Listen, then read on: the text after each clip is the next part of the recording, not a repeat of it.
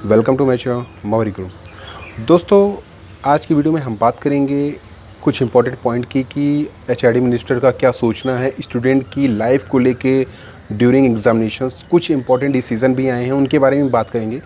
उससे पहले मैं आपको एक बात बताने जा रहा हूं दोस्तों कि नीट, क्योंकि बहुत सारे कैंडिडेट्स मेरे वीडियो में कमेंट कर रहे थे कि सर कैंसिल कैसे हो सकता है नीट, या पोस्टपोन कैसे हो सकता है, नीट को होना चाहिए 26 जुलाई।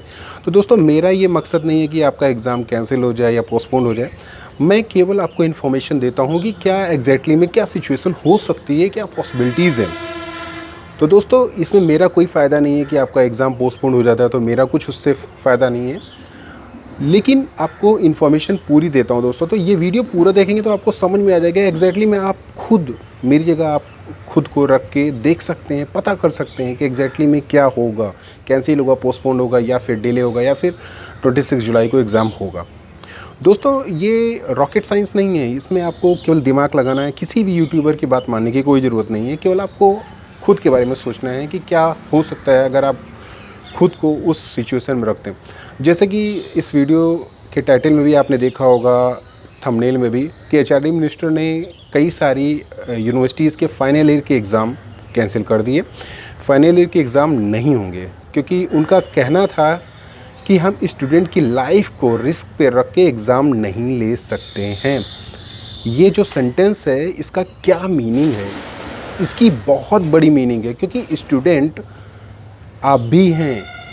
अगर एक यूनिवर्सिटी वाला स्टूडेंट है तो आप भी एक स्टूडेंट ही हैं। तो स्टूडेंट की लाइफ को रिस्क पे रख के आप सिचुएशन देख लीजिए। सपोज़ करिए कि एग्ज़ाम अगर 26 जुलाई को होता है, कोरोना केसेस तब तक 30,000 या 40,000 करीब आने शुरू हो जाते हैं, तो क्या होगा अगर बाय द वे अगर किसी भी कारणवश 10 या 15 स्टूडेंट को कोरोना हो जाता है केवल इस वजह से कि एग्ज़ाम की वजह से। सिचुएशन देखिए, आप इसके बारे में सोचिए कि अगर हो जाता है तो फिर ये, क्योंकि यहाँ पे पॉलिटिक्स इंडिया में भी बहुत चलती है, तो कोई भी गवर्नमेंट ये डिसीज़न लेने में बहुत ज़्यादा हिचकिचाएगी दोस्तों कि टाइम कब लेना है एग्ज़ाम को, कैसे लेना है, क्योंकि बहुत सारे एग्ज़ामिनेशंस जो हैं वो कैंसिल हो चुके हैं, बहुत सारे एग्ज़ाम। तो दोस्तों, ये आपको सोचना पड़ेगा ना। आप खुद को रखिए गवर्नमेंट के जगह पे और सोचिए कि आप कैसे कंडक्ट करा सकते हैं एग्ज़ाम के, जिसमें कि 15 से 20 लाख कैंडिडेट्स हैं, और किस तरह से क्या मैनेजमेंट होगा, सेंटर का कैसे मैनेजमेंट होगा, ट्रांसपोर्ट का कैसे मैनेजमेंट होगा, कैसे लोग पहुंचेंगे एग्ज़ाम सेंटर पे, ये सोचिए ना। उसके बाद आप ये सोचिए कि पोस्टपोन होना चाहिए, नहीं होना चाहिए, कैंसिल होना चाहिए, नहीं होना चाहिए। ये मैं आपको केवल एक फैक्ट बताता हूँ दोस्तों, और बाकी कुछ नहीं है उसमें। तो ये मान के चलिए कि जिस तरह से सिचुएशंस आ रही है, आज मैंने केसेस देखे 20,000 से ऊपर केसेस कोरोना के आ गए। तो कोई भी डिसीज़न लेने से पहले आदमी को सोचना पड़ेगा, हेल्थ मिनिस्टर को सोचना पड़ेगा कि इसकी वजह से अगर कुछ भी स्टूडेंट पे प्रॉब्लम आती है, एक भी केस आ जाता है, तो बहुत बड़ा मुद्दा बन जाएगा दोस्तों। ये आप सोचिए इसके बारे में कि क्या क्या हो सकती हैं, प्रॉज एंड कॉन्स। तब आप सोचिए कि हाँ, क्या पॉसिबिलिटीज़ है। फिर मेरे बात पे ध्यान मत दीजिए, आप सोचिए कि क्या, मतलब आप खुद दिमाग लगा सकते हैं कि क्या पॉसिबिलिटीज़ बढ़ रही, कैंसिल या पोस्टपोन। ये मान के चलिए एग्ज़ाम बहुत ज़्यादा चांसेस हैं कि अभी पोस्टपोन्ड होगा, क्योंकि बहुत बड़ा लेवल का एग्ज़ाम है। फ़िलहाल जो डिसीज़न होगा वो कल परसों तक आ सकता है, तो उसमें आपको पता चल जाएगा क्लियर क्या हो सकता है। लेकिन ये मान के चलिए 26 जुलाई को तो मुझे नहीं लगता एग्ज़ाम होगा। और जिस तरह से एचआरडी मिनिस्टर का कहना है कि स्टूडेंट की लाइफ को हम रिस्क पे रख के एग्ज़ाम नहीं ले सकते, तो उस हिसाब से देखा जाए तो कैंसिल के भी चांसेस हैं। तो ये मैं कोई फेक न्यूज़ या फेक इन्फॉर्मेशन नहीं दे रहा हूँ, ये आप अपने दिमाग से सोचिए।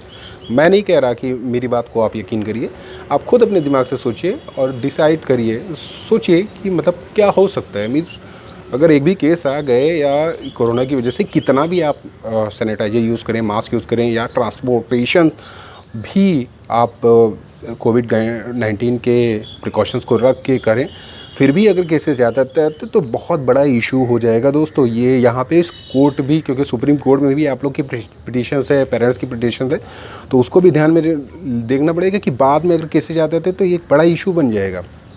ये आप सोचिए, खुद से सोचिए, मुझे बताने की कोई ज़रूरत नहीं है, आप खुद समझदार हैं और आप जान सकते हैं कि किस तरह से क्या पॉसिबिलिटीज़ है।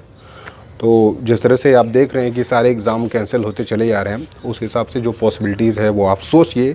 अब इसमें मैं आपको बता नहीं रहा हूँ कि क्या होगा, क्योंकि ये वीडियो का मकसद ये है कि आपको वो सिचुएशंस बता देना कि क्या क्या पॉसिबिलिटीज़ हो सकती है अगर एक भी केस या दो केस, या जिस तरह से महाराष्ट्र में बहुत सारे केसेस आ रहे हैं, दिल्ली में देखिए बहुत ज़्यादा केसेस आ रहे हैं, तो किस तरह से मैनेजमेंट ऑफ एग्ज़ाम होगा आप खुद सोचिए। फिर मुझे बताने की कोई ज़रूरत नहीं किस तरह से एग्ज़ाम होगा, क्योंकि इसकी कोई गारंटी नहीं है कि ये केसेस अक्टूबर नवंबर कब तक चलेंगे। अब ये तो इसकी कर्व को देखना पड़ेगा कि फ्लैट कब होता है। तो जब फ्लैट होगा, जब सिचुएशन अंडर कंट्रोल होगी, तभी आपका एग्ज़ाम होगा, वरना नहीं होगा। ये मतलब आप सोच सकते हैं, इसमें रॉकेट साइंस नहीं है।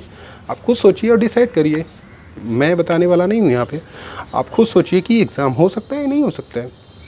दोस्तों ये इंपॉर्टेंट वीडियो था आप लोग के डाउट के लिए, क्योंकि बार बार क्वेश्चन वही आ रहा है कि पोस्टपोन होगा नहीं होगा। आप खुद सोचिए ना दिमाग लगा के कि पोस्टपोन होगा नहीं होगा। मैं कौन होता हूँ बताने वाला, मैं केवल आपको ये बताने हूँ प्रॉज एंड कॉन्स क्या हो सकते हैं अगर एग्ज़ाम होता है तो, नहीं होता है तो आप डिसाइड करिए दोस्तों।